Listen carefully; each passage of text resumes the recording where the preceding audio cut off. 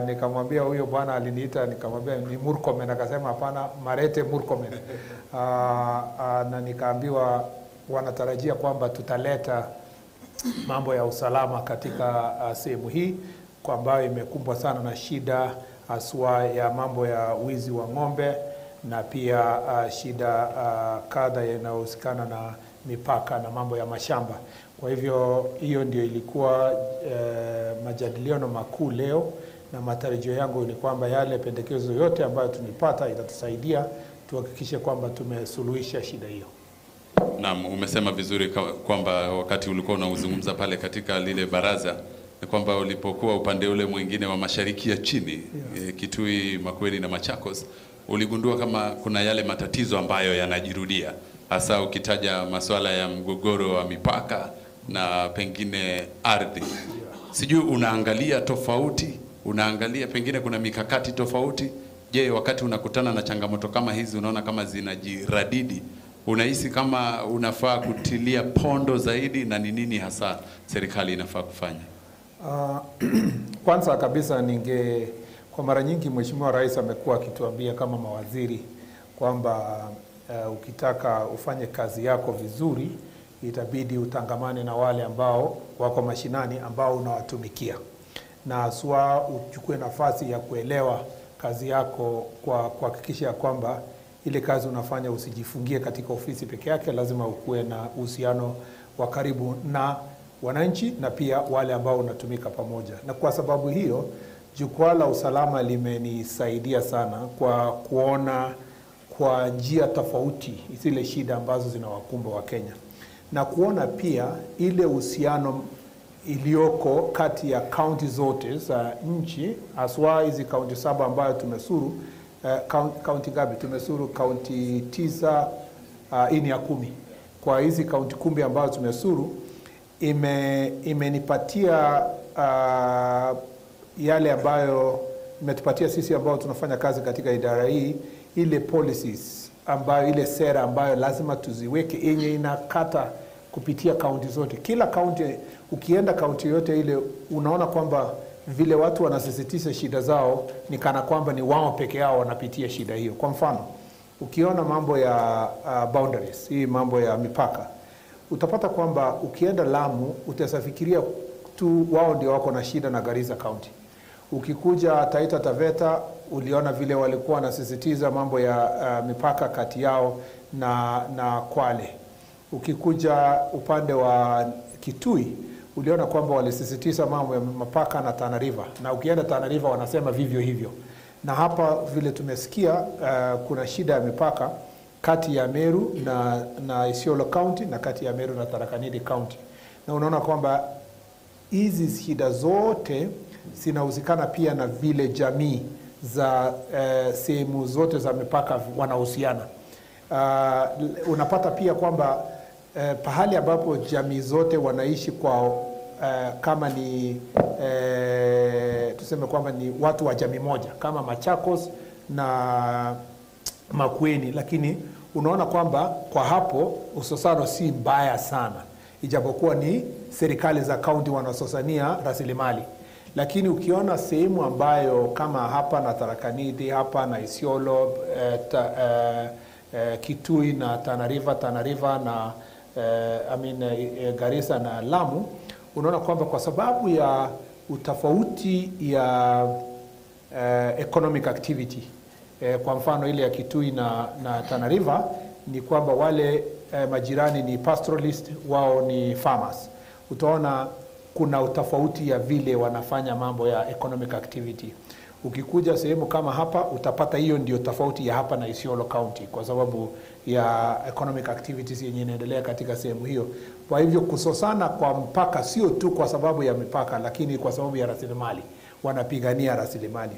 Ukienda sehemu ya Tharaka Nithi na hapa utaona pia usosano hiyo unahusikana na kung'ang'ania ni nani ni mwenye shamba, na si kwamba sana hawana haja sana kwamba iende kaunti ama kaunti ile, lakini jamii na jamii ile inasosania sehemu ya shamba kwamba ni nani anamiliki shamba hiyo.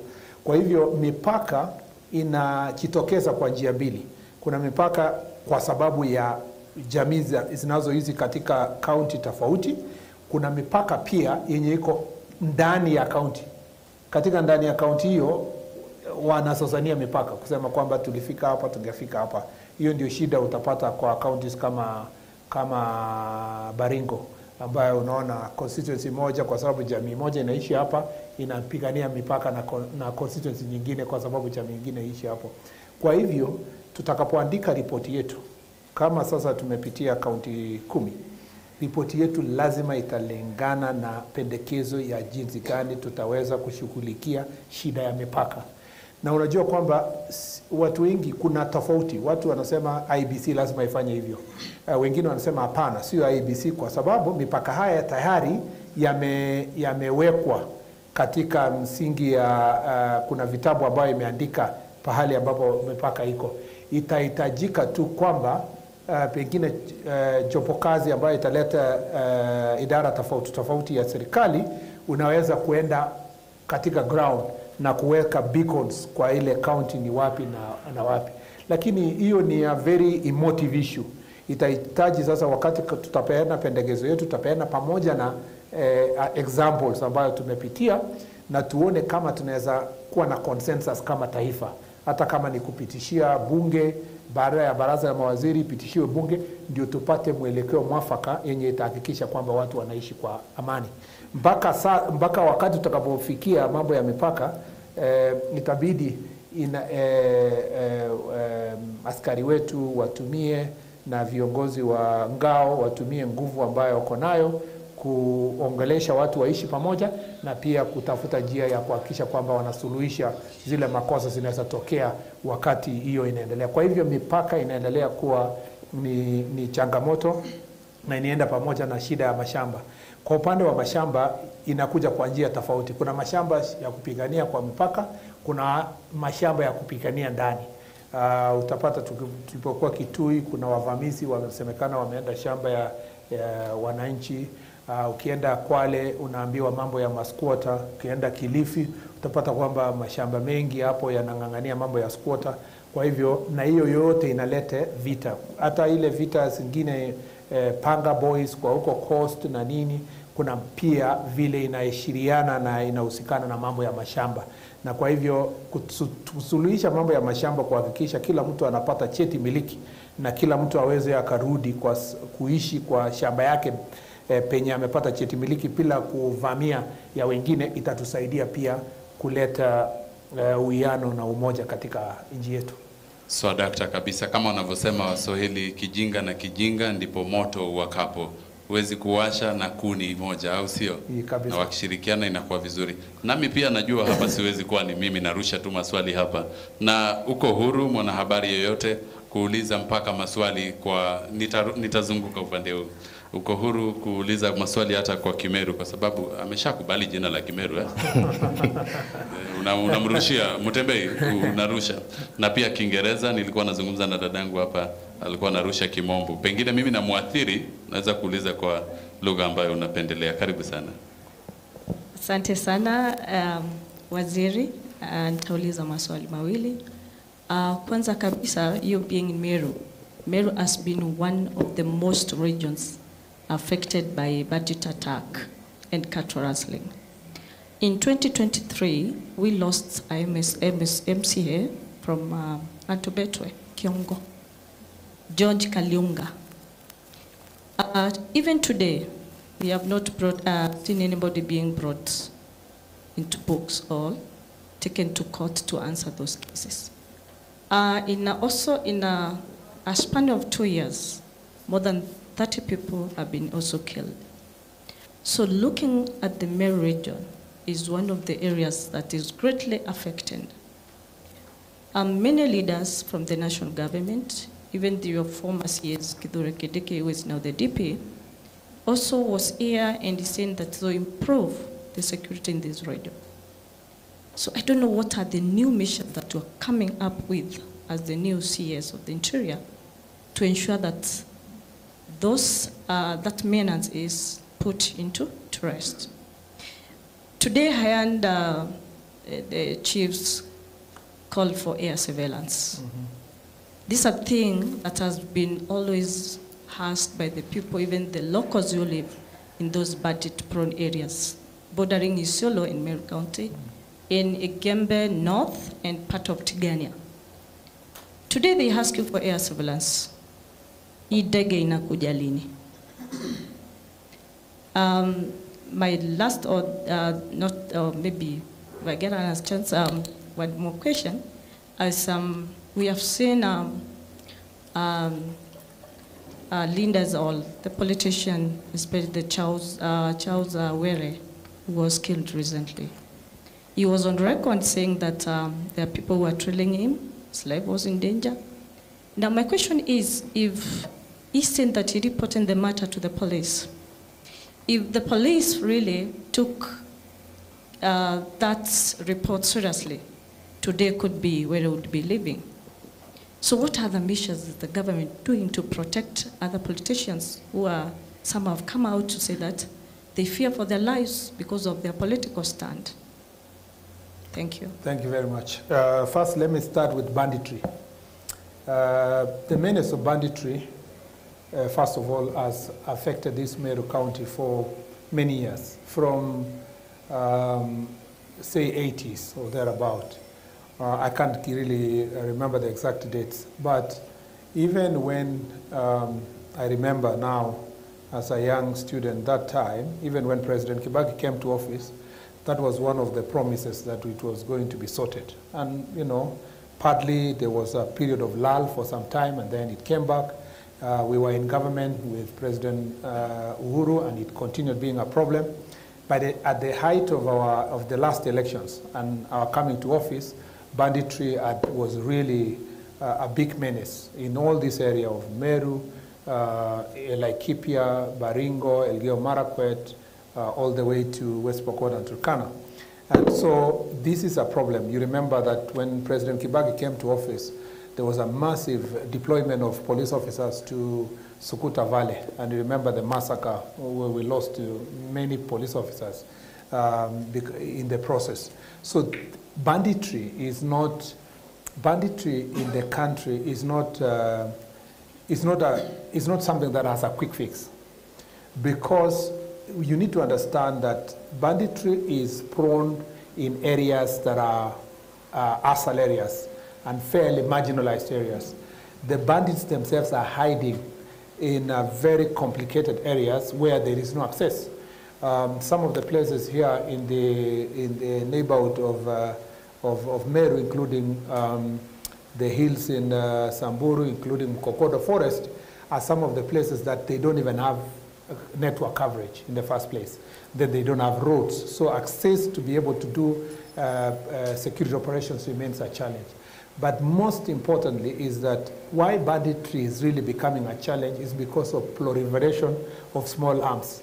The proliferation of small arms makes it very easy, the easy access of small arms from neighboring countries and the routes that they use to be able to sell guns to civilians. And the fact that, as a matter of reality, there are so many civilians that are really having guns in these ASAL areas is the real reason why this issue has not been sorted for a very long time. Now, when we came to office, as you know, my predecessor working, and you know it was a promise of His Excellency the President, a lot has been done in the last 2 years to reduce the number of cases. And for sure, the cases have reduced significantly. But the problem is still persisting because the perpetrators are still alive, the hiding places are still existing, and therefore it is on and off. Some of the measures that have been put in place is to modernize the equipment of police officers. There is also Operation Malisa Uhalifu that was going on in the Kerio Valley region, which includes Laikipia and Samburu, which is the source of this problem for Meru here. Now, in this part of Meru, there is a deployment of about 14 formed up units across this line, which are on the ground. There was also an increase of NPR officers that also was increased in this area. And so the question you're asking me, in the long run, what is that we are going to do that's going to solve the problem? I have made a proposal to the government through the proper channels that through a multi-sectoral approach, we will need first to deal with access to those areas. So we need security roads. And through our proposal, there is a budget that is being worked out to make sure that we get resources to open up the place, so that when we want to access that place, we should be able to access and we can take over that place. In the long run, development is going to change these places. If you hear this road, for example, the road of Isiolo Modokashe is already helping us to do patrols along this border that's affecting the sites of Meru. The same should happen in Samburu. If we can, I know already there is a plan to tarmac Maralal to Baragoi, but also this link between Meru here to Mukokodo Forest and to the Laikipia needs to be opened, even with good Maram roads. And I have told you we put that proposal so that KDF can come in to help us to open up the place. If we open up the place, it will be easy to flush out criminals that are living in these places. The other thing is to invest in education, because we need to cut off the supply. If those years when President Kibaki came to office, we had pacified the situation, if it had been followed by building schools, so that most of these young people who are now terrorizing us, as you know, they are 16, 17, 18, 19-year-olds, because they don't know anything else. They were born and they grew up in banditry. If we build the right schools in that place, we can guarantee the future. So we must not lose sight of the long-term strategies that will remove the oxygen from this that is breathing life to banditry. I believe that pushing both long-term measures and sorting out the short-term issues. You heard today the proposal of most of the leaders that the only solution is to do disarmament. But that disarmament can only happen in an environment that you can access, so that you carry out the proper disarmament. But that disarmament is nothing if we have no enough resources to access the border counties and which is the border of our country, and find ways of sealing the loopholes that bring arms. Those are the challenges we have, and they are fairly long-term challenges. In the meantime, we want to make sure that the NPRs that we have are properly trained. We want to increase the numbers along the areas that we've talked about, because those are quick measures, and we want to retrain them so that we make sure that they are properly retrained. We want also to attach them to the OCSs, and if need be, some of the NPRs can be put in camps so that they can work in turns to make sure that this issue is sorted. We want also a problem that sorts the bandits from where they come from, so that we sort the routes that they are using, and there is a planned increase of formed up units in the critical routes that have been giving room for this, or allowing the bandits to come to this part of Meru.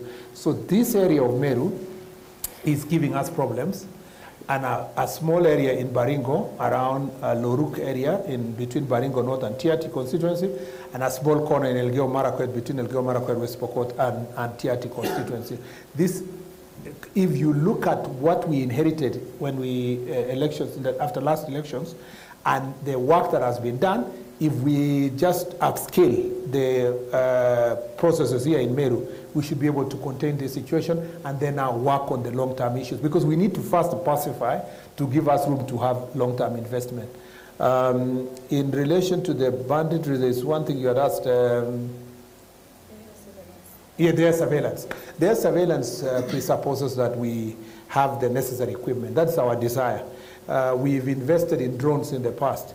We would like to improve it. What we're working on at the moment is to get drones that have longer period of flight and with night visibility. So we are in the process of carrying out some procurement for the same. That will help us, even without a plane, that will help in surveillance and therefore avert the problem as early as possible. That is the thing we want to improve on, even as we work towards getting more air support equipment that can assist us. All these things, I hate to admit, but it's a fact. All these strategies that I have told you require massive resources.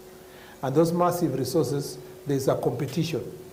You want education, you want health, you want housing, you want water, you want the roads, you want the security itself. So as you continue balancing different interests as you progress, the challenge is definitely there for us to get enough resources to be able. As you know, even the meeting today discussed about enough vehicles for police stations, building more police stations, equipping those police stations. So my duty is to make sure that we progressively move the operations higher, and as we equip the police service to do the work they need to do. And related question now, not related to banditry, but now the question of the death of Honorable Charles Were.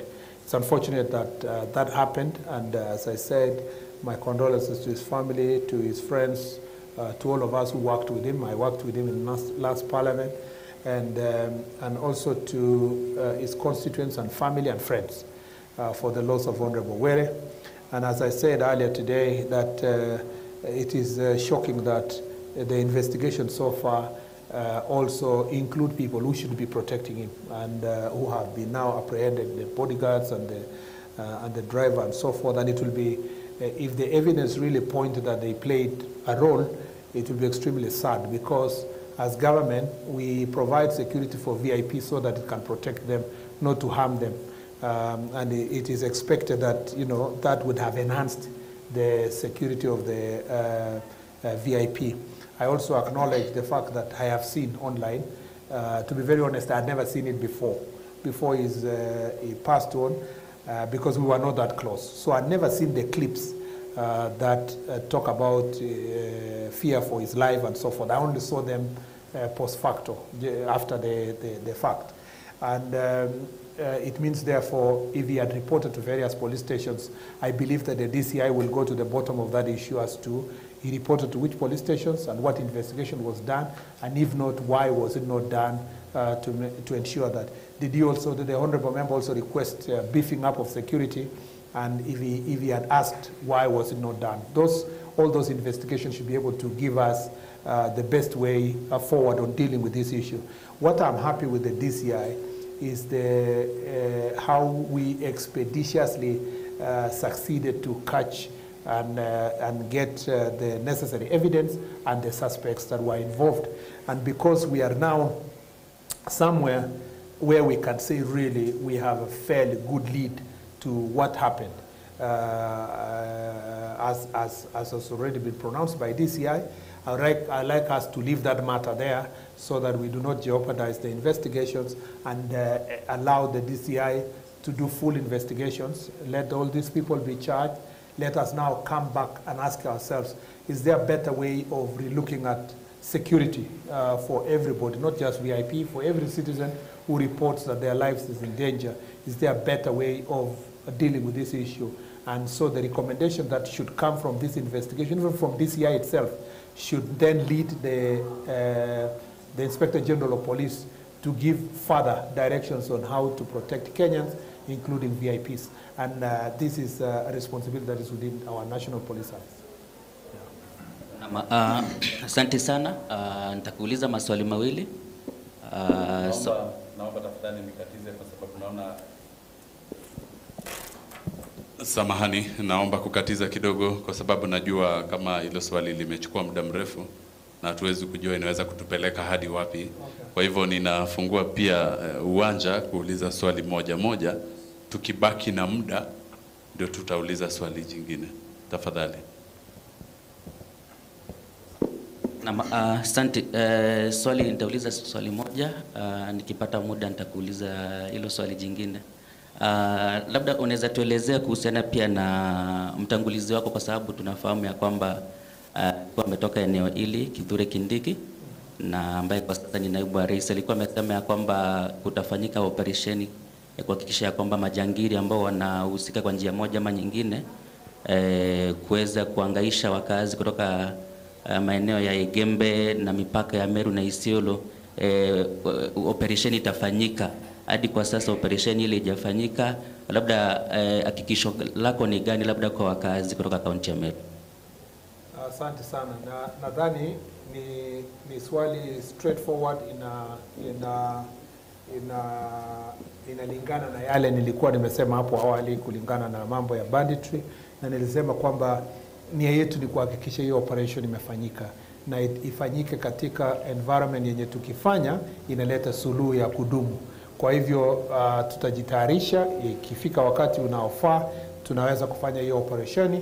Na uliona kwamba viongozi wengi sana leo, hata machifu walipendekeza kwamba ingebidi kama vile tuliahidi kama serikali hapo awali ya kwamba operation ifanyike, na vile nilisema hapo ni kwamba resources ama pesa ambazo zinahitajika kufanya operation hiyo ni lazima sisi wenyewe tuhakikishe tumeipangia vizuri, kwamba operation ikifanyika isikuwe ni hivi, ikuwe ni operation yenye ikifanyika inaweza ikadumu, na ninakubaliana na kwamba nia hiyo iko na tuko tayari kuhakikisha hiyo imefanyika.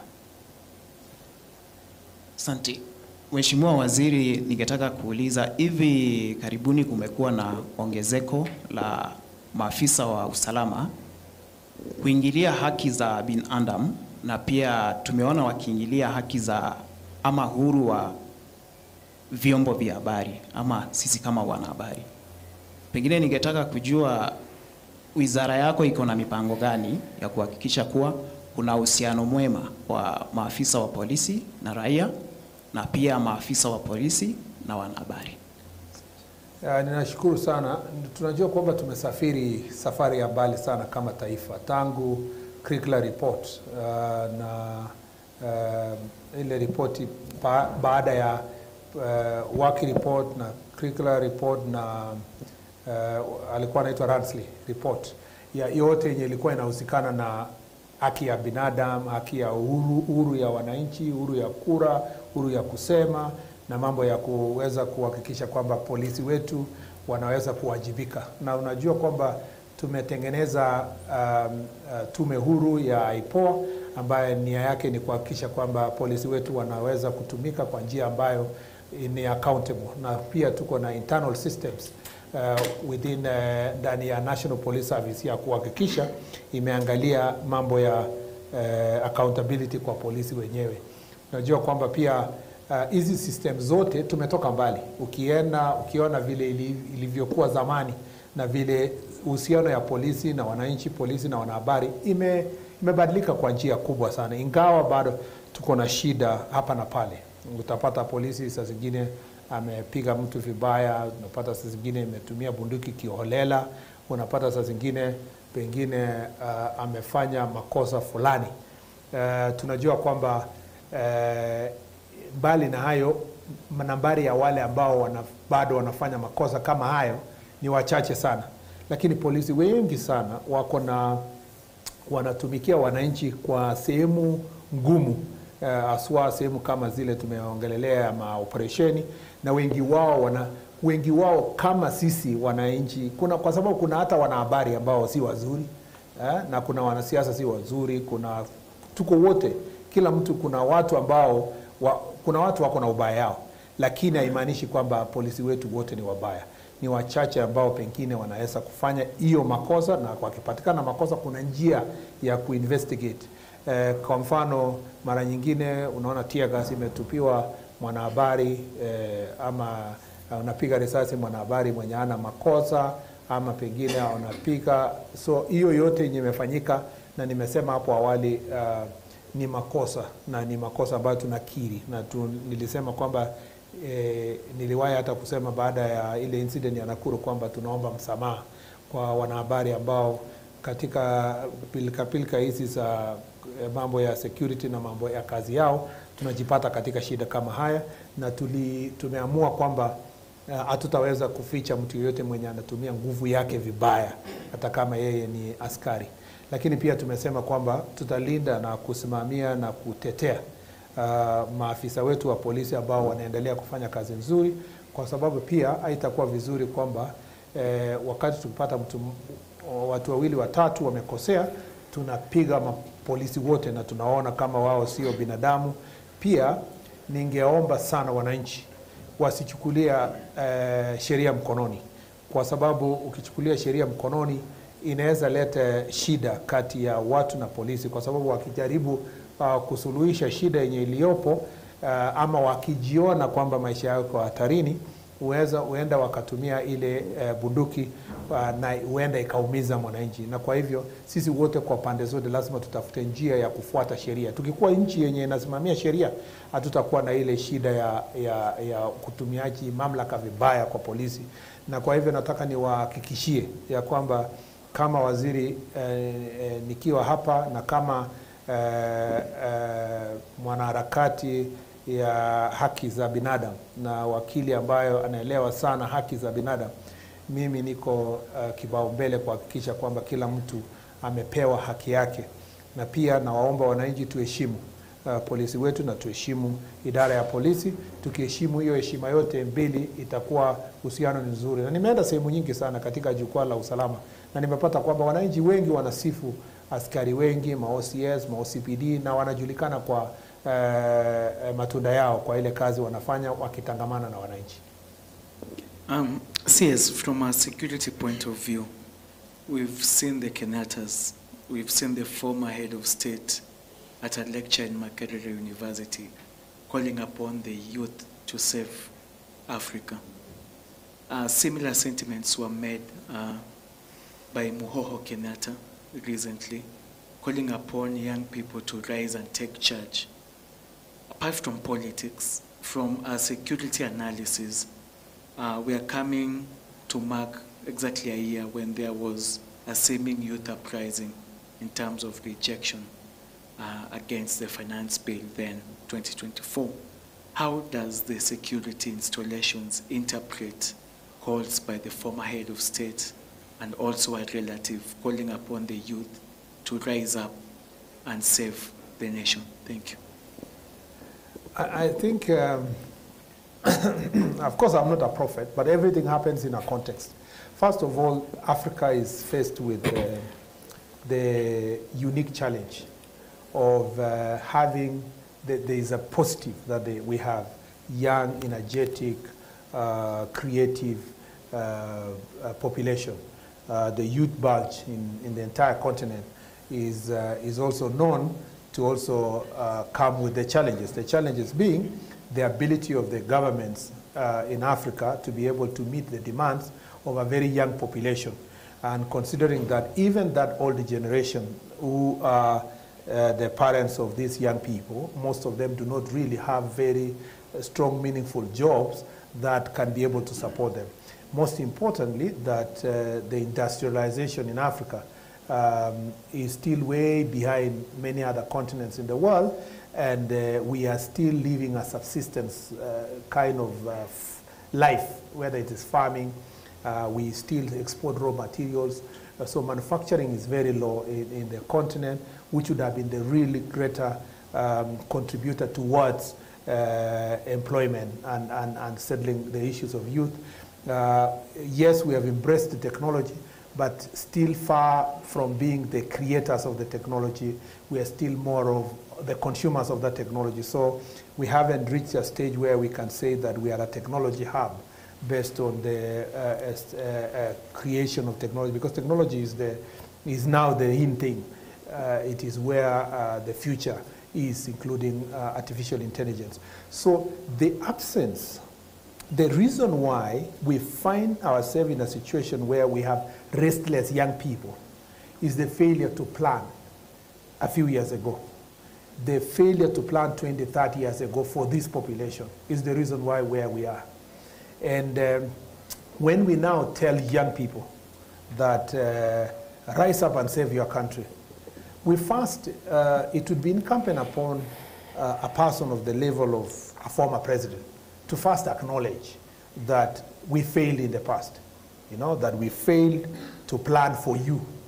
We tell the young people we failed to plan for you, therefore forgive us. You see, so that the credibility of the information or the communication you are giving gains the necessary credibility, because you cannot feign ignorance that you are not part and parcel of those who created the problems that are bedeviling young people at the moment. So the first place is to try and acknowledge your failures. Once you acknowledge, then it's important to tell young people the truth. And the truth here is that as a nation, we must work harder, we must contribute more, we must be able to build more, that it will take a lot of hard work for us to avoid the same pitfalls in another 15, 20, 30 years. And how does that happen? You have to make meaningful sacrifice. The current administration is trying to establish a mechanism of dealing with these problems. It is not this administration that made Nairobi, for example, almost every corner of Nairobi is a slum. But the president, through housing project, is trying to sort out this problem, including the cleaning of Nairobi River. And how do you end up sorting this problem for the future? You have to make a sacrifice. What is this sacrifice? It comes in the form of housing fund, so that then you can have the resources to build and correct the mistakes of the past and hand over the future, a better future for young people. But when you tell them, rise up, you must also tell them it has a cost. And the cost is more than just demonstration. It means that we must sweat, we must work hard. The rest of us who now have jobs must pay more. We must involve our taxes. So you expect a balanced information, because the message alone of telling people you rise up, you are the future, you must do something, must do that, is truly on its own is a harmless message. But in the context of what role you have played over time, it is important to contextualize it. I would expect someone in the person of a former president, for example, to be telling young people, when I was in office, I did this. I know how difficult it is to cause changes in this sector. Please support your president and support your government so that you can achieve this. Because I remember his speeches, because I was the majority leader then, and he kept saying that. I remember the speech of December 12th. I remember the speech of December 12th because I think we fell out around the same time also. I think December 12th, 2019.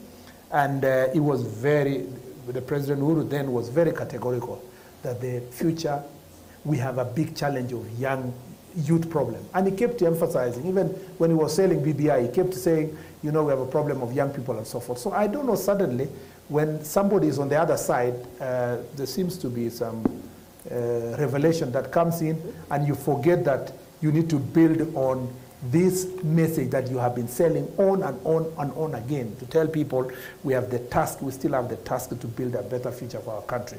So I don't expect the same level of expectation on his brother. I'm not a person who believes that you should discredit people based on association.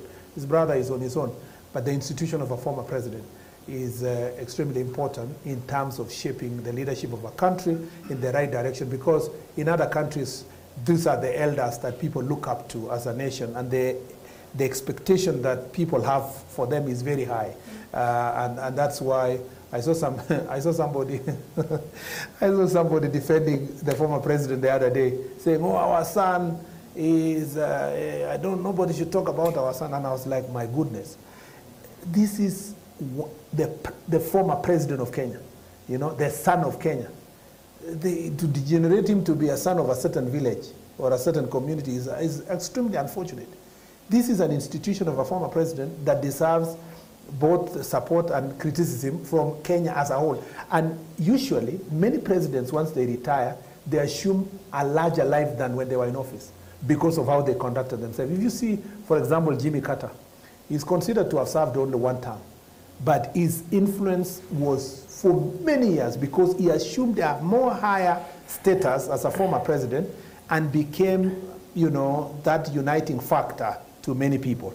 You can see people like Bill Clinton, or Barack Obama, and so forth. Their foundations and their relations is above, even when they are supporting their political parties. When elections is over, they stand tall. You remember they went for inauguration of Donald Trump because they understand the importance of nationhood.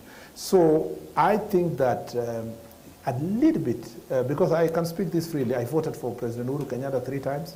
In 2002, and 4 times actually, in 2002, 2013, 2017, twice. So I have the legitimacy to say that there are some people who have a little bit misled the former president. My personal advice, sitting in a security office, is that that is the kind of person that the nation would have looked up to if he elevated his leadership a notch higher. Then that leadership would have benefited the country, because those are the people, when a sitting president feels like he has a challenge and he needs to reach out to certain people, a certain community, when there's disputes even in the continent or the country, that is the institution that the sitting president, sitting leaders should be running up to ask, can you help us sort out this issue? But when it degenerates to become as some son of a small corner or myopic small politics, the status that is expected of a former president then is lost, and we are the poorer as a country when we never benefit from the same. Sorry for saying that, but Anthony maybe. Okay, asante sana Mheshimiwa Waziri. Mambo ya usalama kwa mipaka imekuwa donda sugu sana. For example, hapa Central Imenti na Tharaka Nithi County. Yes. Kumekuwa na hadi mingi sana. Viongozi wanakuja wanasema, hii mambo tunashughulikia, hii inaisha, hii haitakuwa inapatikana the next year. Lakini bado tunaona hii mambo inaendelea bado na kuwa wasi zaidi. Labda sababu inaonekana ya kwamba hizi shughuli zote ama hii mizozo yote inatokana na mambo ya mashamba. Watu wanang'ang'ana at least waweze kupata title. Kama waziri wa usalama, umeweza kuketi labda na waziri wa mashamba mkaweza kujadiliana venye mtaweza kutatua hizi maneno? Asante. Asante sana Anthony. I think ile shida tuko nayo kwa hapo Imenti Central na mipaka yenu na mipaka ya county na ya Tharaka Nithi. Kwanza unajua kwa Wakenya wote ambao wanasikiza hawajui kuna shida gani kati ya Tharaka Nithi na Meru County, because sisi wote tunaamini of course Wakenya wote sisi ni kitu moja, but watu wengi pia wanaamini kwamba hii ni jamii kabisa pamoja, wako pamoja. Lakini kama vile tunajua kwamba mambo ya mashamba, hata ndugu na ndugu husosana. Hata ndugu kabisa ambao ni mama moja baba moja huwa anasosana kwa sababu ya kung'ang'ania mambo ya shamba. Ukijua kwamba kuna ripoti ya Okongo report yenye ilikuwa ya 1990s huko, tulipokuja seneti, nakumbuka pia deputy president alijaribu kama seneta wa Tharaka Nithi kutafuta njia ya uhusiano nzuri ya kumaliza hii shida kati ya the two counties, na excuse me, hiyo ilikuwa katika uongozi ya Rais Uhuru Kenyatta, na tulijaribu pia kuona kama tungeweza kufikia mahali, haikuwezekana. So hii sio shida yenye mtu mmoja anaweza fika kama mimi na niseme tutatatua kesho.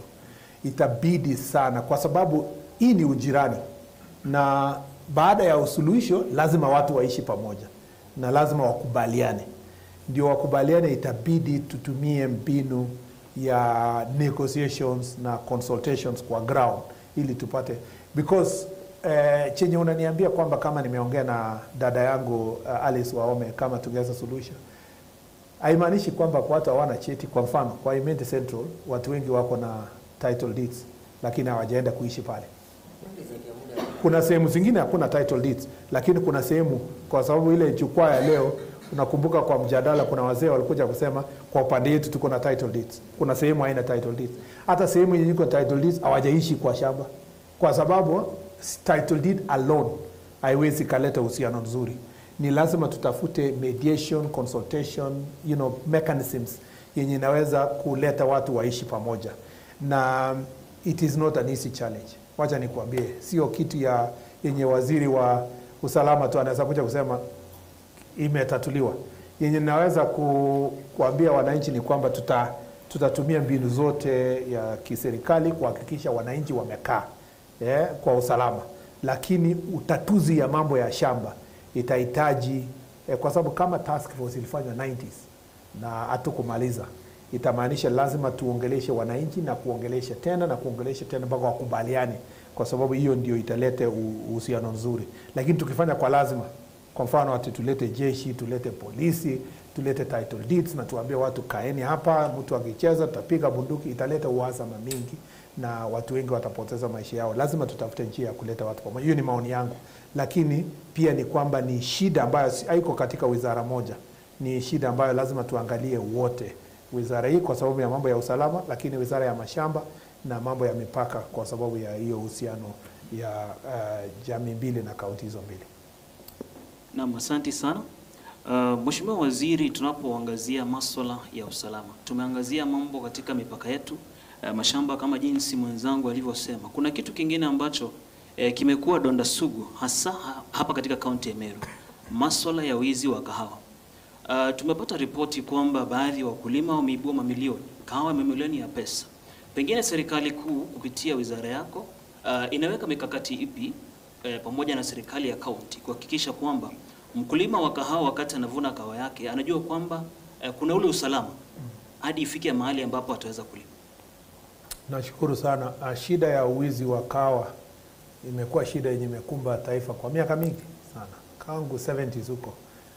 Kama vile nilisema leo kwa jukwaa, kuna mbunge moja hata nimesahau alifungwa kwa sababu ya uwizi ya mambo ya kahawa, na I think hiyo ilikuwa 70s, yes, na mwishowe alitolewa bunge kwa sababu ya hiyo.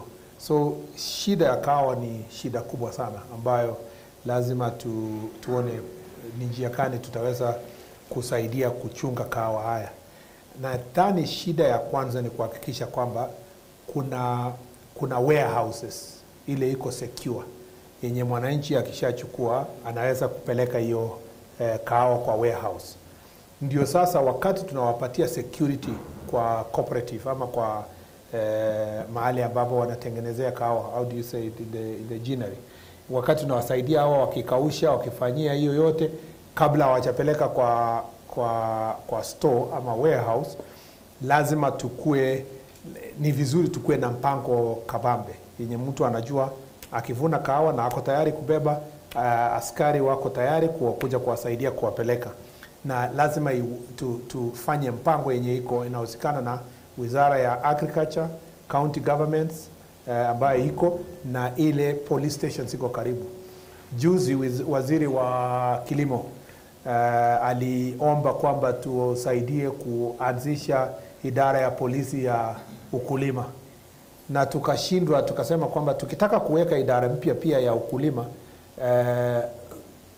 kama polisi hawatachunga kahawa, wachunge majani chai, wachunge what do you call, wachunge sugar and so forth, then kazi yao itakuwa ni nini? Tukifanya idara ya polisi kwa kila kona na ile askari wenye tuko nao ni wachache, nadhani ni the best thing ni kufanya mpango kabambe ya kuhakikisha kwamba tunajua harvesting season na tunafanya kazi na the local security team kuhakikisha kwamba harvesting ishafanywa. Lazima tukue na mahali pa kupeleka. Shida kubwa yenye imekuwa katika wakulima ni kati ya kuharvest na penye kupeleka. Hii stop yenye unaweka ukingojea sasa soko ndio inaleta hii uwizi. Uwizi inafanyika katikati hapa. Umevuna, umekausha, unaweka nyumbani ama unaweka mahali ambapo sio secure, inaleta shida, inaleta uwizi, na swa zaidi katika manyumba ama nyumbani. Kwa hivyo changamoto itakuwa upande ya Ministry ya Cooperatives, ikifanya kazi na county government, maybe we establish warehouses ambayo hii kahawa inaweza kuwekwa, ndio sasa tunaweka tu polisi pale wachunge na waweze kupeleka kwa soko. Na ukiona kwamba saa hizi bei ya kahawa ni kwa kilo ni shilingi I think 100 na kitu. Juzi ilikuwa 60, lakini sasa imepita 100 karibu 50. Ndio unaona hii uwizi pia inafanyika kwa sababu bei imesonga. Yani watu wanaona kwamba serikali imefanya kazi nzuri, imeimprove upande ya bei ya kahawa kama vile tuli promise kwa Wakenya. Sasa kwa sababu bei imeenda juu, imekuwa sasa very precious commodity, kila mtu anaitaka.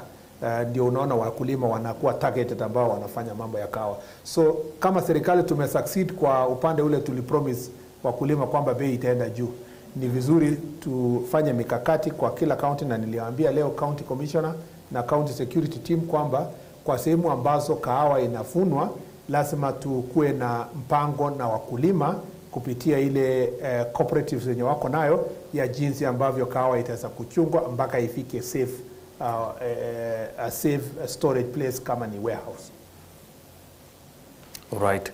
And let me just say this, okay, that hiyo kitu ya kahawa, hiyo shida ya kahawa lazima turudi. Nilisema this is one of hii ni county ya kwanza wa raise hiyo mambo ya wizi ya kahawa, na lazima bado kwa Nairobi tufanye kikao tujue vizuri security ya mambo ya kahawa itakuwa namna gani. Lazima turudie, lakini hii shida imekuwa kwa miaka mingi. Lazima tuone ni njia gani tunaweza kulinda kahawa hii kwa njia ambayo itafaidi mkulima. Asante. Mheshimiwa Waziri, kaunti ya Meru kumekuwa na shinda ya wizi wa ng'ombe. Governor wa Meru Isaac Mutuma alipokula kiapo alisema ya kwamba atashirikiana na serikali kubwa kuhakikisha ya kwamba mnasaidiana ndio kuzuia wizi wa ng'ombe na kuuawa kwa watu pande ya Igembe North na Tigania. Baada ya kuchukua wale maafisa wa NPR na kusema warundi huko, County Commissioner alisema ya kwamba lazima wapitie mafunzo kwanza ndio wakubaliwe kwenda huko. Imechukua muda mrefu kabla hawa wapewe mafunzo, mpaka wengine 3 wakauliwa. Ikafika sasa mahali gavana amesema ya kwamba rais, nipatie ruhusa nichonge rungu niende nikalinde watu wangu. So swali kubwa ni bona watu wanauliwa, wanyama wanaibiwa, bunduki zinapatikana, lakini wezi wa ng'ombe hawapatikani.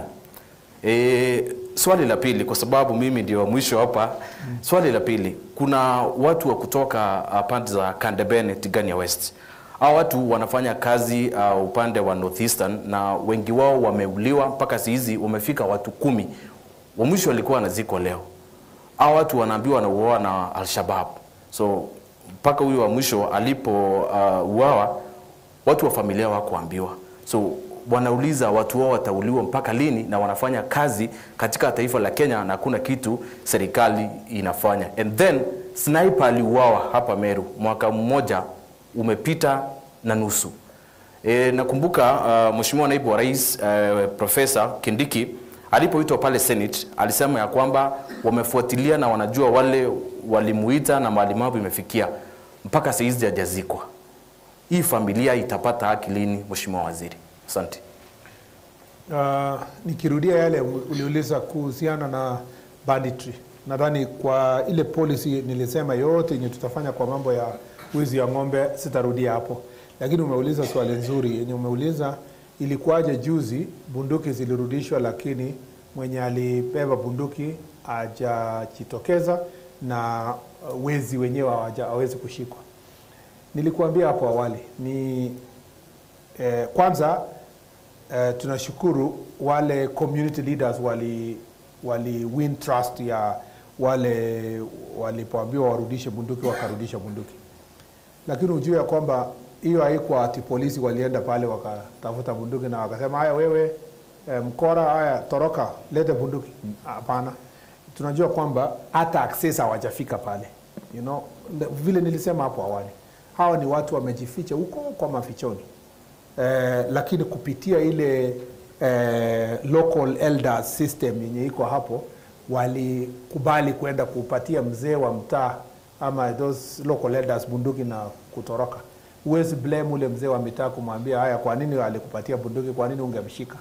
Kwa sababu hiyo ya the challenges ya hiyo access. So that was a half success, but the other part of the success ni kwamba huyu mtu mwenye anaweza rudisha bunduki aendelee na maisha yake, aendelee huko kama amejificha, akae na ng'ombe ya wenyewe, hawezi akashikwa. Inawezekanaje katika taifa letu kuna watu kama hawa?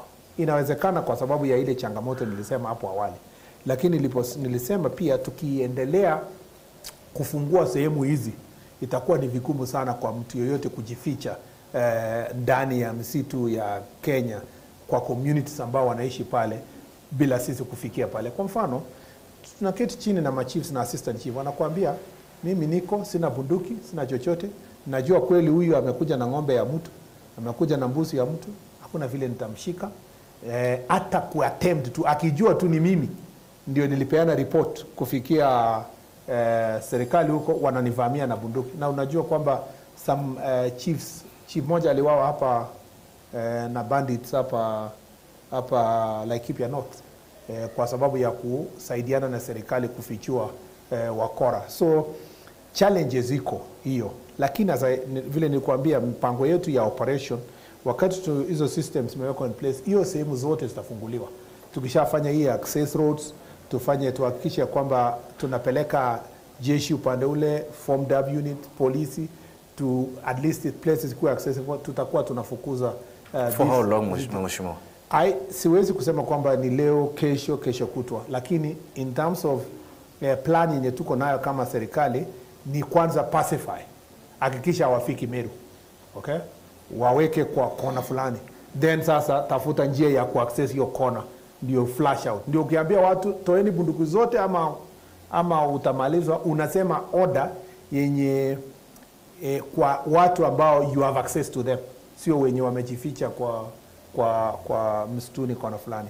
Wengine wanasema tungetumia ndege, weke mabomu tumalize hii watu, lakini unajua waishi peke yao, wanaishi na wananchi na wamejificha ndani ya wananchi, so sio rahisi kufanya hivyo, kwa sababu utaumiza innocent populations ya women, children ambao sasa wanaishi huko ndani ya these complicated areas of family. Lakini eventually tukifuata hii, bora tutufuate hii plan tuko nayo, na Mungu atujalie we raise resources ya kutosha kama taifa, so that tuweke kwa hiyo security, enhanced resources ya security, tufungue sehemu hizo, we will sort out this problem ya banditry.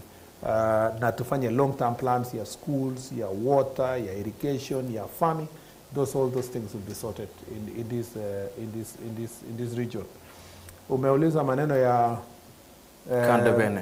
Wananchi ambao wanaenda kazi huko sehemu za border kama ni Mandera, Wajir, Garissa ama zile sehemu za Lamu, alafu wengine wameuawa. Nadhani kwamba yenye unaongea ni wale walikufa kwa Kwari. Kuna watu 5 walikufa kwa Kwari na wengine katika similar circumstances. Ya ukweli ni kwamba kila mmoja ajue katika taifa letu kwamba tuko kwa usalama saa hii kwa sababu askari wetu wameweka bidii kulinda taifa letu. Yule adui wa Al-Shabaab kwa kila siku, kila asubuhi akiamka, anatafuta njia ya kuumiza Wakenya, anatafutia njia ya kuingia ndio akuje all the way to places kama hapa Meru. Lakini kwa sababu ya askari wetu ambao wamejitolea na wananchi wenye wanaishi katika hizo county, ikiwa pamoja na machiefs, NPR na wale wote, tuko salama katika sehemu hizi za Kenya kwa sababu watu wamejitolea katika boda. Lakini ujue kwamba katika upande ule mwingine wa nchi hiyo ingine hakuna serikali ambayo inadhibiti vizuri mambo ya Al-Shabaab. Sehemu aswa ambayo inapakana na nchi yetu, wale wanatembea, wanaroam bila vizuizi vyovyote. Kwa hivyo hatuna serikali nyingine upande ule ya kuweza kuongelesha, kumwambia mtusaidie mshike so and so, mtusaidie kuhakikisha kwamba wakora wameshikwa. Hapana. So njia tu ya kujilinda sisi wenyewe ni maaskari wetu ambao wanakaa kwa boda, na wale wengi wao wakiingia ndani wanapambana na hao na kuhakikisha wamewashinda. Na kwa hivyo wananchi wakienda sehemu hiyo, kuna ile orodha ama inaitwa nini, taratibu imewekwa ya kiusalama, imewekwa na viongozi wa usalama katika sehemu hiyo kuhakikisha kwamba usalama umenawiri katika sehemu hiyo.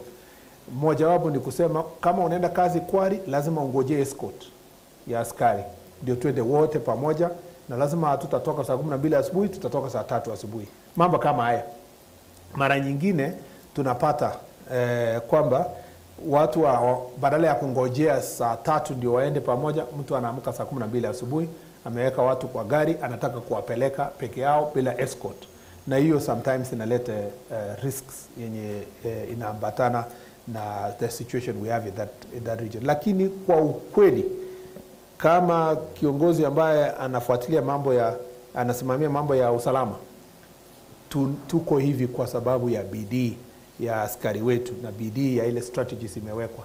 Kwa sababu tumeishi hapa sisi wote, tunajua ni nini ilikuwa inafanyika miaka 10 iliyopita, na tangu siku hiyo mwaka 18 iliyopita tunajua kwamba tulikuwa na challenges kubwa, lakini sasa tumeweza kupunguza. Tunawaomba wale wote wanaenda kutembelea border ya county yetu huko kwa sehemu hizo za security operation areas, tufuate ile maagizo tunapewa, tukue katika hiyo process na tutakuwa salama sisi wote. Na ya mwisho unasema mambo ya sniper. Yes, yeah. Imeulizwa pia katika jukwaa la usalama leo, ni kwamba ni kweli kwamba kesi inahusikana na huyu sniper imekaa sana sasa karibu mwaka moja, na ninaamini ya kwamba ile bidii inawekwa katika idara ya uchunguzi imefika kiwango fulani. Kwa kweli itabidi nikirudi niweze nikajulisha DCI atuambie ni siku ngapi atahitaji zaidi kuhakikisha kwamba wale ambao walihusika wamepelekwa kotini na pia kuhakikisha kwamba justice imepatikana. So itakuwa ni jukumu langu, itakuwa ni mtihani kwangu kupeleka habari hiyo kwa DCI na wajibike, na kama imeshindikana kukutanisha evidence na wenye walifanya, aambie wananchi, ndio wananchi wasikue wanategea habari ambayo pengine haipo. So itabidi, ni vizuri, itakuwa ni mojawapo ya yale matokeo ya safari hii ya jukwaa kuhakikisha kwamba tumefuatilia mambo haya. Na nikisema huwa nafanya, nilipoenda Nakuru kwa mfano, kwa ile mambo ya Brian Otieno ambaye alipotea katika National Park ya Nakuru, nilipata mama ya Brian, nikamwambia kwamba nitafuatilia na tutahakikisha kwamba wale walihusika watapelekwa kotini na kuwa justice imepatikana. Na kama vile uliona juzi walipelekwa kotini. So tukisema tungependa kufanya kusaidia wananchi kwa njia fulani, tutafuatilia. Na hata hivyo hii ya sniper nitafuatilia mimi mwenyewe mpaka DCI atupatie majibu ambayo itasaidia kutuliza wananchi wa sehemu hii waelewe ni nini ilifanyika. Naam, marahaba kabisa. Kikao hiki cha wanahabari na waziri kilifaa kuchukua saa 1:30, lakini tulianza kuchelewa kidogo. Kwa hivyo ninaongeza dakika zingine 15 hivi. Okay. Kwa sababu ya swali ambalo pengine linakukeketa. Upande ule nitampa mtu mmoja, alafu upande huu pia nimpe mtu mmoja, na unaweza kumpa Seth kipaza sauti. Waziri, nitaanza na mimi hapa sababu nina mic. Unatumia mamlaka. Ulipokuwa unazungumza kuhusu kufeli kwa uongozi kwa sababu ya tatizo la mgogoro ule wa vijana, lakini ulikuwa mmoja wa viongozi wakuu sana katika serikali.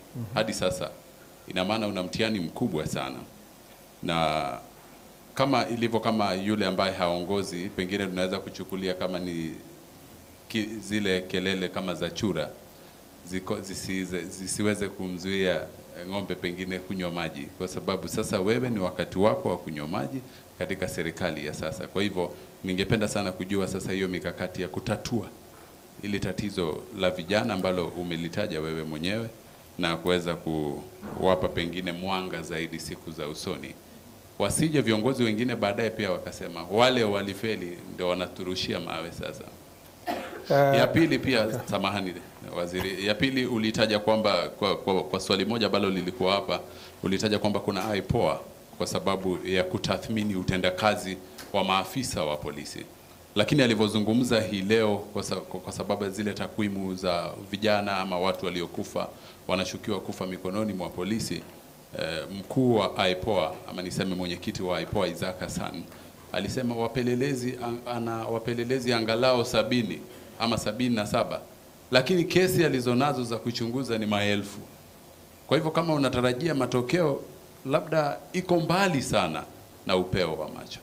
Waziri. Asante sana. Ningependa kusema kwamba kwanza nilifanya mchango wangu kama seneta kusaidia kuhakikisha kwamba ugatuzi inaweza kusaidia kuboresha maisha ya vijana wa sasa na siku za baadaye. Na jukumu ambayo Wakenya walinipatia nikiwa katika seneti ilikuwa ni kuboresha ugatuzi, na nilikuwa mwenyekiti ya kwanza wa kamati ya ugatuzi, na nilihusika zaidi kuhakikisha kwamba tumesaidia counties waweze wakafikia ile kusettle, kwa sababu niliingia bunge 2013 na tulisaidiana sana. Hata ndio iwezekane kuwa seneti inaweza fanya Division of Revenue Bill na County Division of Revenue and County Allocation of Revenue Bill, tulichangia pakubwa sana pamoja na Professor Kindiki na wengine ambao tulikuwa Senate wakati huo. Na ninaweza kusema kwa miaka 10 ambayo nilikaa kwa seneti, ninaweza kuhesabu mchango wangu. Nitawaachia wanahistoria, lakini mchango wangu kwa kupeleka taifa hili mbele kupitia ugatuzi inajulikana. Si kwamba nilifanya yote, lakini our contribution ilikuwa ni to a certain level. Na I have no regret for the 10 years I served in the Senate, including one of the reasons why the president removed me from leadership, which I served only for 2 years, was because I went to court to disagree with the government, despite the fact that I'm majority leader, on the bills that were not being processed properly through the Senate. So I have a lot of confidence that I made my contribution. But of course, the senators who come after may also think that we did very little.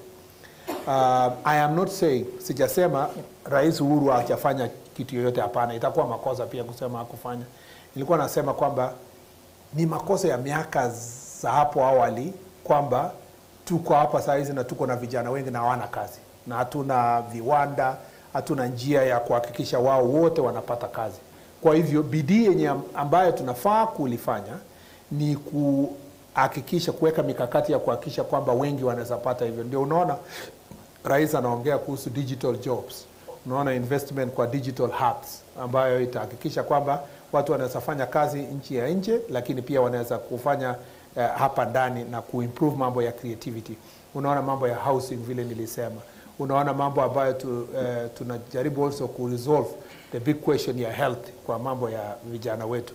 Unaona kwamba tumeweka tax measures ya kuhakikisha kwamba factories nyingi zinaweza kuja kuestablish kwa nchi yetu, na unaona kwamba rais amekuwa akizunguka nchini dunia nzima kwa kuleta wawekezaji. I felt very sad kwa sababu nilikuwa waziri wa uchukuzi kwamba ile investment ingekuja JKIA ambaye watu binafsi wangeweka almost 100 billion kwa JKIA, na unajua it's only through foreign direct investment ndio unaweza kuboost job opportunities na investment kwa nchi yako. Na ninafurahi sana kwa sababu PPP zingine ambazo rais amesema imepangwa, ikiwa pamoja na ile alienda China juzi ya Rironi Mau Summit, itaandika vijana wengi kazi na itarahisisha mambo ya uchukuzi na itainua uchumi. PPP zingine kama zizi za kupangia kwa airport na zingine. So investment na manufacturing ni njia moja peke yake. Unaona pia tunafanya ile inaitwa county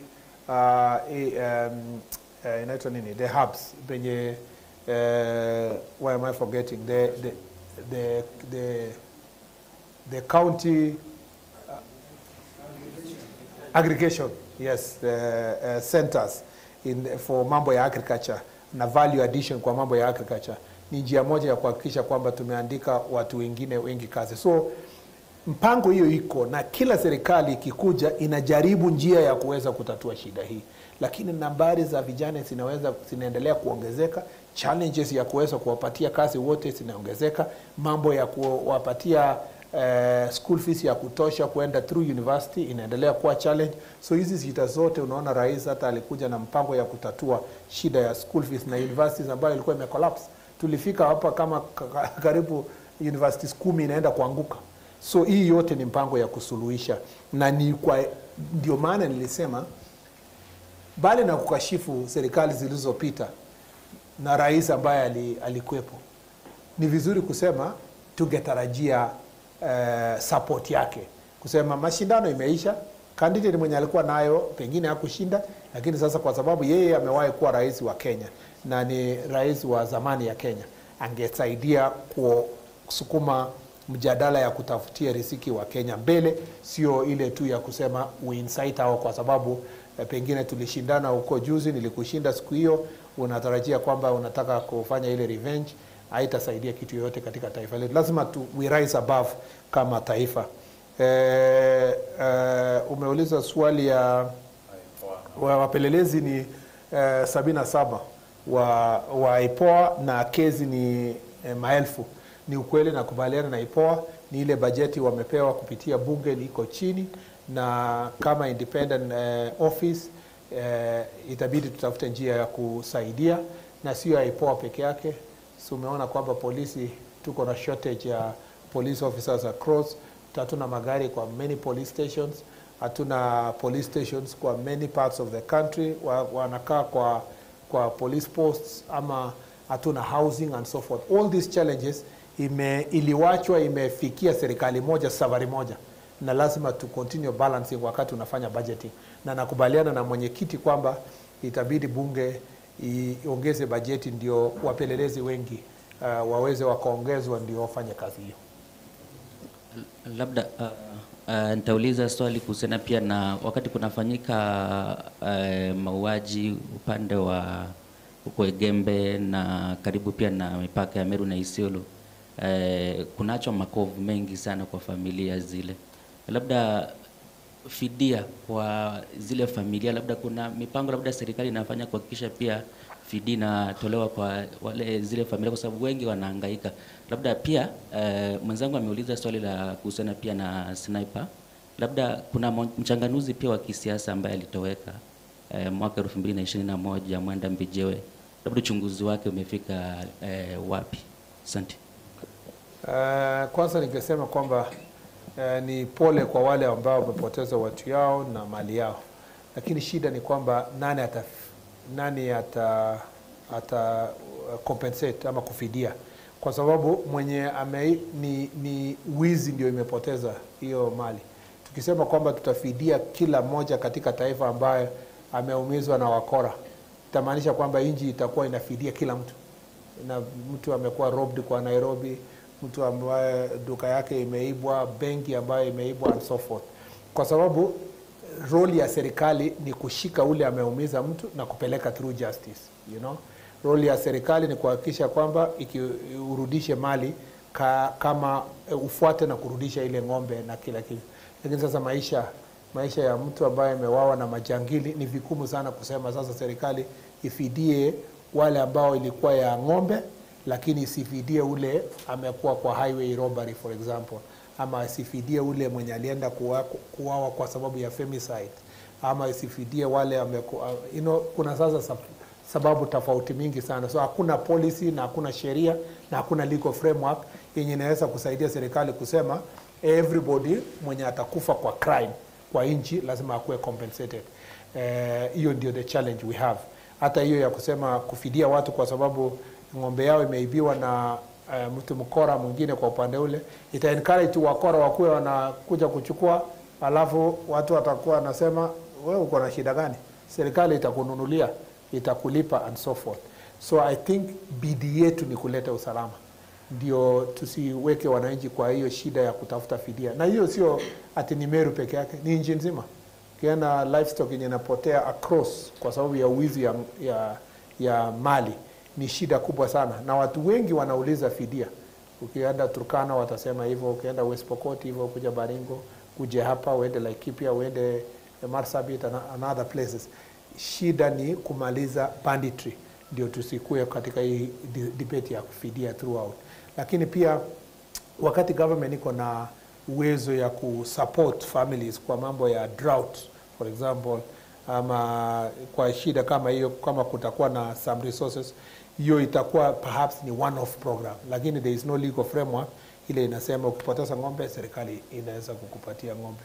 Umeuliza pia swali ya Mwenda Mbijiwe na ambaye alipotea kwa 2021. Sikuwa na latest report, itabidi niweze nikaulizia pia ofisi ya DCI kuuliza imefika wapi, na pengine nifanye update either through bunge ama kwa njia ya moja kwa moja. Naam, niko na swali kwa waziri. Juzi ulikuwa katika Seneti na ukaongea mambo ya Mheshimiwa Mithika Linturi. Ukasema wakati alikuwa kwa runinga kuna mambo walivunja sheria, kuongea mambo ya DCI. Maybe mtu anaweza taka kujua Mithika alivunja sheria kivipi, ama ni mambo ya kisiasa? And number 2, wabunge wa Meru juzi walitoka wakasema hawatafanya mikutano na wewe tena kwa sababu umeshindwa kutimiza ahadi yako kwake, na MC wakawaunga mkono wakisema ya kwamba unafaa kujiuzulu kwa sababu umeshindwa na kazi. Ujumbe wako kwao ni gani? Seth, pia unaweza rusha swali lako. Mine is CS. It's going to mark 1 year in next month, June. Since I forgot that question. Yes. Oh, yeah. So my question is about victims, the families that lost their Gen Zs, their young ones, during the June 25th. They had a memorial a few days ago, and they are pleading and they are crying that it is almost 1 year and no single investigation has been concluded. They are pointing out finger to security agencies that were involved, but they say that despite over 60 young people either disappearing or being killed, no single police officer has been apprehended and arrested. What is your reaction towards that? Asante. So now let me start with Mutembei. Umeuliza kwamba DCI. Sikumbuki nikisema Linturi na DCI. Sikumbuki unless ilikuwa ni Ulisema ametoa confidential information ya serikali. Nilisema sikusema yeye, sikuongea kuhusu yeye. Kuna mtu tu aliuliza swali nikasema kila mmoja mwenye amewahi kushiriki kuongoza katika baraza la mawaziri anajua ile oath of office. Amewahi kusema kwamba kuna maneno atasema na kuna yenye atasema, na ni kweli kwamba kama mtu alikuwa waziri hapo awali na kulikuwa na makosa yenye aliona kwa serikali na usikana na ufisadi ama mambo mengine, hiyo sio part of the oath. Uweze ambiwa usiende kusema niliona ufisadi kwa sababu ulikuwa kwa baraza la mawaziri, hapana. Oath of office inahusikana na ile documents inaitwa secret ama private ama confidential, ambayo utaweza kulingana nayo katika kuendelea kazi yako. Lakini kama umetoka serikali na useme nimetoka kwa sababu nilikosana kwa mambo ya ufisadi, mimi ni msafi kama pamba, ningependa sasa whatever, hiyo hakuna shida. Na unajua Kenya kila mtu akishatoka ofisi yeye ni msafi kama pamba. So hiyo sio kitu geni ambayo unaweza sema kwamba ni kitu imetokezea. Saa ingine ninaona wenye wanatuongelesha kuhusu ufisadi, na nasema kweli injini ya maajabu. Unaona injini ya maajabu. Yaani mtu kabisa anaongea hata afungi macho, anasema it's corrupt government, Unataka kusema wale anaongea ni wafisadi ama? Yaani ukiona ile mzigo ya ufisadi yeye mwenyewe anabeba, karibu umwambie ndugu yangu tukusaidie kwanza kuzusha hii yenye umebeba kabla hujaongelelea hii nyingine. So chenye mimi nataka kusema ni kwamba tuache unafiki. Mimi naheshimu watu wenye wako serikali mwenye vile mimi niko saa hizi. Ikiwa wakati nimeondolewa kwa ofisi niende nisimame pale niseme hata huyo alikuwa mfisadi, si swali ya kwanza wewe utajiuliza, wewe Mutembei utasema na kwa nini ulikuwa unakwama hapo, unakwamia hapo, hutaki kutoka? Yaani hata watu ambao wanaambiwa jiuzulu wanasema sitoki, anatokea hapo anasema in any case ilikuwa ni corrupt. The first responsibility ya mtu mwenye ako katika serikali ama cabinet na iko corrupt ni kujitokeza kusema I cannot continue working with this kind of administration. Sasa hapo ndio utakuwa na high moral ground yenye unaweza kuenda kuambia watu sema naona nilijitokeza kwa sababu huko ilikuwa nanuka nini. Lakini imekuwa rahisi sana kwa kila mmoja ukishatoka ofisi unapata ubabe ya kusema ilikuwa namna hii, ilikuwa namna hii. Mimi nilifanya kazi na wengine ninawaona kwa runinga huko, najiambia tu Mungu asaidia, kwa sababu uzuri moja wako na supporters wanasahau haraka na wanaanza kuturn the other way around kusema ni watu wazuri. Ya pili ni umeniuliza mambo ya wabunge walisema hawatakutana na mimi leo. Boardroom meeting. Hawatakuja boardroom meeting tena. Hawatakuta any other meeting na mimi, lakini uzuri tulikuwa na mkutano na hawa leo. Kwa kuhakikisha kwamba tumeshughulikia mambo ya usalama pamoja. Saa zingine unajua mimi siwezi blame kiongozi yoyote. Hao wabunge hata siwezi blame. Mimi nimewahi kuwa kwa situation yao. Ukikuwa mahali na mtu amefariki, hata hasira yenye uko nayo kama kiongozi inapanda. Na sometimes statement inasema sio ati ulikuwa unasema utaki mkutano, ulikuwa unataka upass the message kwamba this thing is very serious. So vile nilichukulia vile waliongea, walikuwa natafuta njia ya kusema, walikuwa najiuliza swali, je, waziri na serikali wanaelewa kwamba hii shida imewakumba kwa miaka mingi? Na hii shida sio kitu imetokea jana. Na vile nilikwambia, imekuwa kwa tangu serikali ya Moi, ikakuja ya Kibaki, ikakuja ya Uhuru, imetupata sisi hapa, na tunapambana wote kutafuta njia ya kuzima. Na sisi, kila serikali ikikuja na kila waziri akuja ofisi, anajaribu njia yoyote ile kuhakikisha kwamba yeye ndio wa mwisho ndio amemaliza, na unaona ninang'ang'ana kuwa wa mwisho kumaliza ile shida ambayo iko upande huu. So kwa hivyo sina ubaya na wabunge. Uliona leo tukiwa na hawa tulikuwa na uhusiano nzuri na walileta maoni inayofaa, na tumekubaliana. Hata baada ya hiyo tulikubaliana na hawa tukiongea kwa simu na kukutana kwamba lazima turudi huko mashinani. Na let me tell you something yenye nafurahia sana kwa wabunge wa hapa Meru ni kwamba hata wakinikasirikia, nia yao ni tusuluhishe hii shida, na wako tayari tuende ground na hawa kwenda kusuluhisha hii shida. Na ninaomba wabunge wengine tusijiingize kwa mambo ya incitement, ya kusema tunanunulia watu bunduki, na kusema kwamba tunataka kuumiza. Hapana, tukae katika ile process yenye tuko nayo hivi sasa, yenye inahakikisha ya kwamba uhusiano yenye tunasukuma ni ile ya kusuluhisha hii shida kwa njia ya amani. Hiyo ndio I totally respect every member of parliament. And today uliona there was an overwhelming turnout. Why? Because walikuwa na chief yao, assistant chiefs wao, na walitaka kusikia ni njia gani tunaweza maliza hii shida yako hapa. So I'm very proud of them. Ile yenye walisema siku hiyo kwa sababu ya hasira, mimi I take it positively. I have been a leader, so it doesn't bother me when sometimes I see somebody saying, Murkomen ajiuzulu kwa somewhere huko. Because uliona gazeti ingine juzi iliandika, ilingojea tu, haikungojea hata nifike 2 months.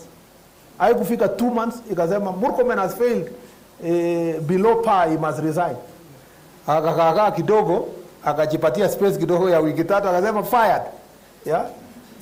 Yani 2 months somebody believes ninge solve all problems that have been in Kenya for 40 years. And then in another 1 month anasema sasa haijasuluhiwa aondoke.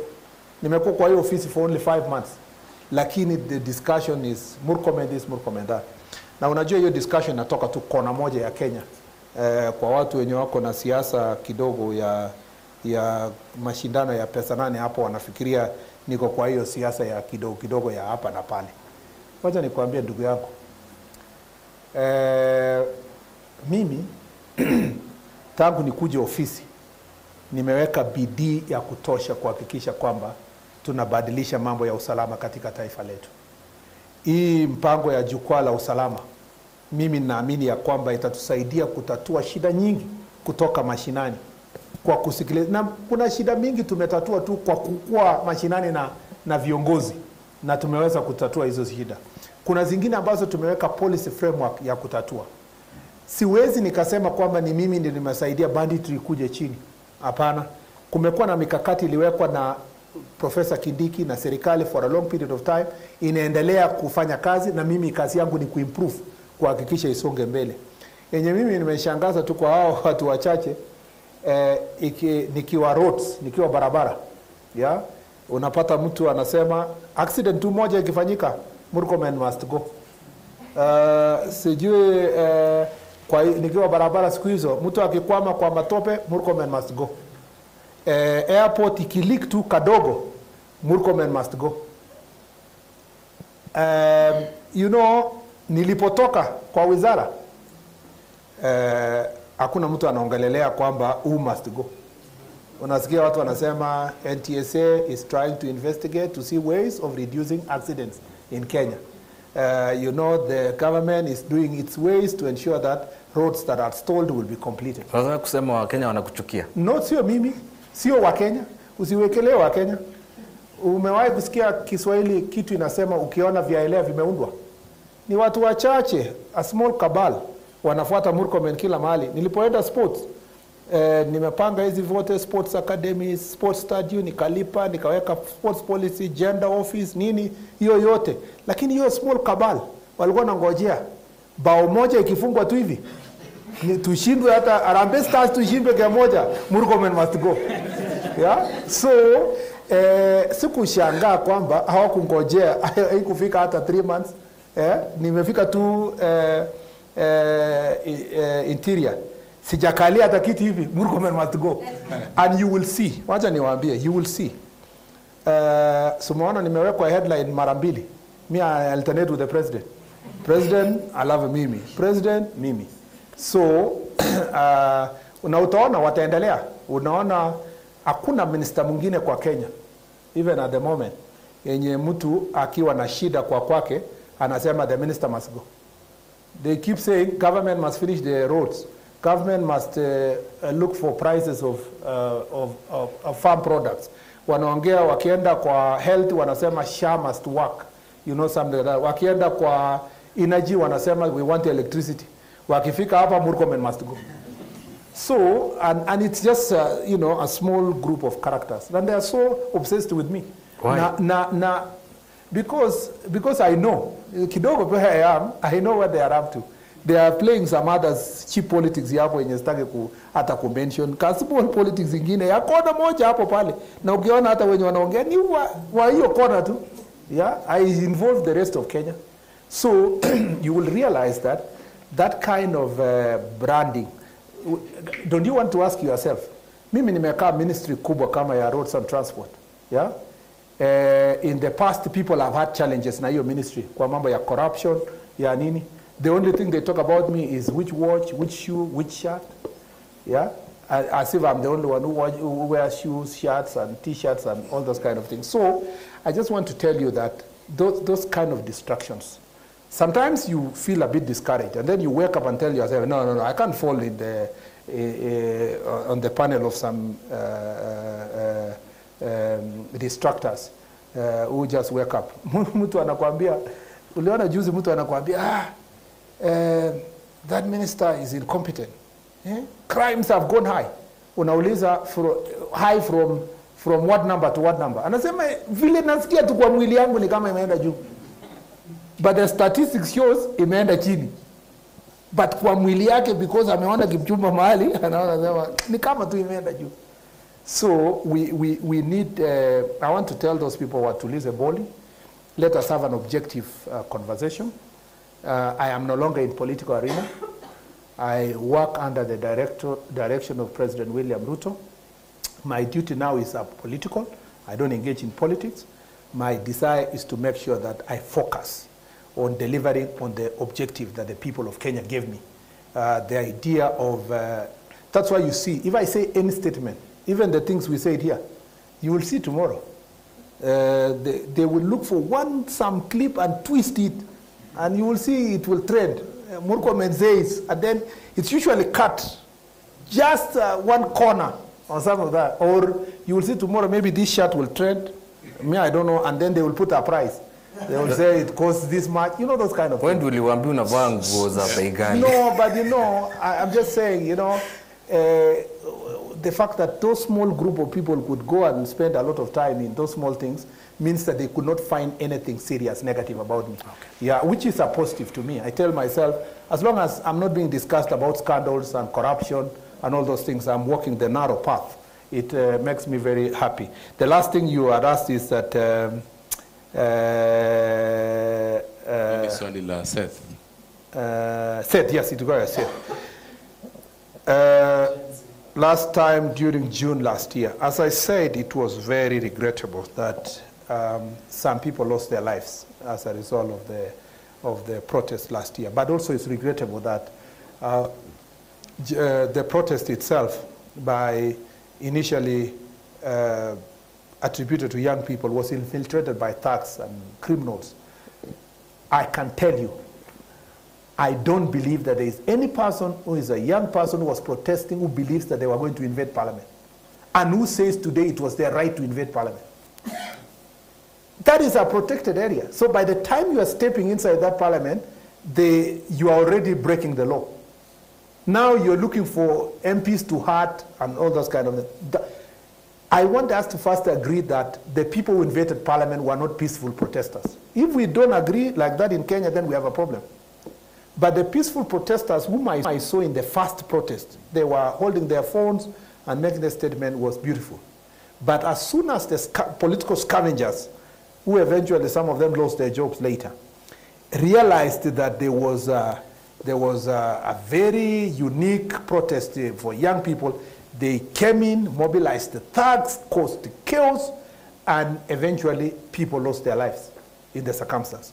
So, first, that is regrettable. Second, can never be justified anywhere in the world that you can invade any parliament, state house, parliament, or anybody's business, or even looting anybody's business. It is not, and it is not acceptable. In UK, for example, during similar protests, knife-wielding gangs in the city of London, a lot of things were done by the police in London to secure London. I remember visiting London around the same time for work related, and for some work there, and related to my ministry at that point in time. And you could see how the Londoners were rallying behind the police to weed out these gangs that were wielding knives. I have seen how insults of social media, even a slightest threat, by the way, the slightest threat, if you want to test a set now, go to London and go and post and say, Buckingham Palace should be invaded. My friend, you will not leave London, and you will be treated as a terrorist. Because even those secured areas are not allowed to be discussed in that manner. But because it is Kenya and freedom in quotes, people want to use freedom in quotes when they were carrying out clandestine agenda of overthrowing a regime. That is absolutely not acceptable. And I think it's important for all of us to think through these issues and to make sure that we want to remember those that lost their lives. We want justice for them. We want the investigation to be concluded. Thankfully, as Shaban said earlier, the commission is saying that they need more resources and people to do expeditious investigations. Hopefully, we can give them resources to do so and more people, but also we must learn the lessons both ways. We want to make sure that people's lives are preserved and that the young people who lost their lives, justice is served to their families, and I really sympathize with their families. When I see them in news and the pain that they go through as a parent, I sympathize with them. And at the same time, on this other side, we must discourage acts that lead to lawlessness and invasion of invading parliament or any protected area or anybody's business. Protests must remain peaceful. The last thing you have asked is that, I think that's really what you meant about the security agencies and the fact that there's no one who has been arrested. And I promise Kenya that we are going to work hard to make sure that criminals who are abducting people are brought to justice, cases of disappearance are investigated, and you can see we are making progress. But regrettably, where there is backsliding here and there, we try our best to make sure a proper investigation is done for the sake of our country. Asanteni sana, asante sana. Naomba niulize tu swali moja. Swali fupi sana. Yes. Mheshimiwa Waziri, jana watu 5 walishikwa kutoka Mombasa wakielekea kaunti ya Meru hapo Kanyonyo wakiwa na vilipuzi. Mtu anajiuliza inakuaje mshukiwa anatoka Mombasa anakuja kushikiwa hapa Embu Kanyonyo na anakuja pande ya Meru? Is Meru turning to be a criminal enterprise zone? No, hapana, sio hivyo Bwana Mutembei. Kuna mambo mengi inafanyika.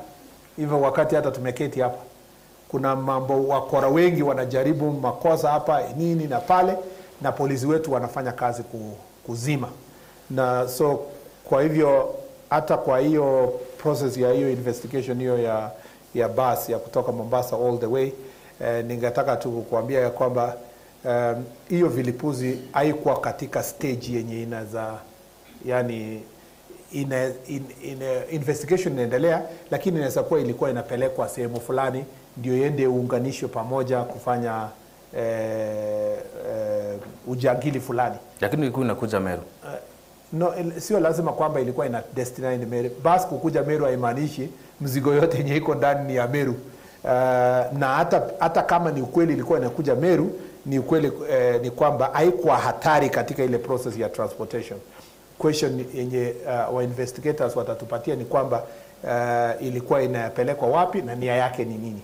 Lakini habari njema ni kwamba wale walishikwa na ya kwamba polisi wetu walikuwa na uwezo ya kuhavat shida yoyote kutokea katika taifa letu. Kwa hivyo ile nilikuwa nataka tu nikusisitize ni kwamba askari wetu kwa taifa hii wanafanya kazi mingi sana ambayo hawaambii nyinyi.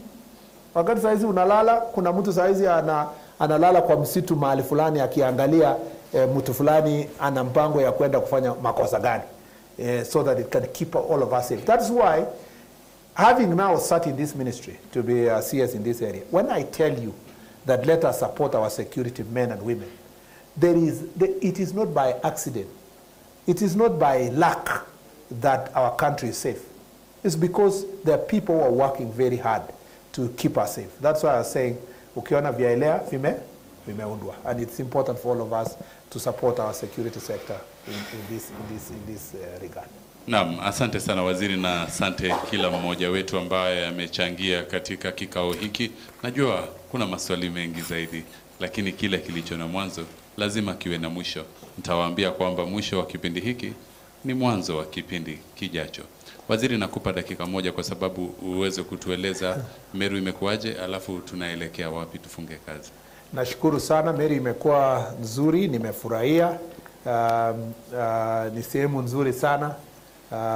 One of the richest counties in our country in terms of agricultural development and business. And the discussions we've had here were very good. Kazi yangu sasa ni kuhakikisha kwamba tekeleza yale ambayo tuliahidi, kwa sababu kama vile niliwaambia, ni lazima niweke bidii, kwa sababu mimi ni moja ya wale najaribu kuweka bidii kuona kwamba ni mimi nimechangia kubadilisha taifa letu. Kesho tutakuwa county namba 2 ya taifa ya Tharaka Nithi, ambayo naibu wa rais anatoka. Tutajadiliana na zile challenges ziko sehemu hiyo, na Ijumaa tutakuwa kule Embu. Natarajia kwamba nimeambiwa this is the